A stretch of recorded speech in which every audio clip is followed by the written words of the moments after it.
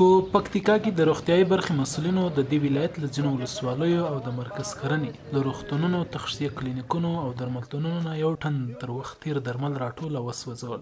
د روغتیايي برخې مسؤلین وایي چې تر وخت تیر درمل د انسانانو ژوند له جدي ګواښ سره مخ کوي. 3 روغتونونه دي او 3 تشخیصي کلینیکونه دي او 21 دواخانې دي. وچ نظارت وکړو او سپترات کې تقریبا یو ټن دوا راټوله سوه. د اسلامي امارت د روغتیايي برخې مسؤلین هم زیاتوي چې د پکتیکا په ټولو ولسوالیو کې به د څارنې په ترڅ کې تر وخت تیر درمل راټولیږي او له منځه به ځي. زموږ مسؤلیت دی دا چې دغه وخت تیر درمل مو راټول کړه او دا دې تاسو یې وینئ چې وسوځل سوله. نو د دې لپاره چې دا مسلمانانو ته په ضرر تمامیږي، سخت تاوان ورته کوي.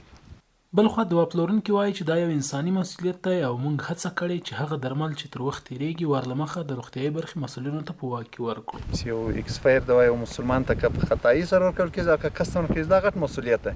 بغیر د دې نه چې مقصد یا سیاتامه ګوري یا یې بل هغه ګوري، دا باید په خپله باندې کوي. انشاءالله تعالی موږ دواخانو کې بعضې داسې هغه هم څه کومې دوا چې ایکسپایر کېږي مخکې له مخکې انشاءالله تعالی هغه ورته جمع سوي دي، ورته ښودل سوي هم دي. او دا کار چې دا له ابتدا نه موږ د سیاتامي له هغه نه که د جمهوریت په وخت کې که وخت د بررسي د هغه نه موږ ډېر منندوی. د ویلو ده چې په پکتیکا کې د مرکز په ګډون په ډیری ولسوالیو کې اوس هم تر وخت تیر خوراکي توکي پر خلکو پلورل کېږي.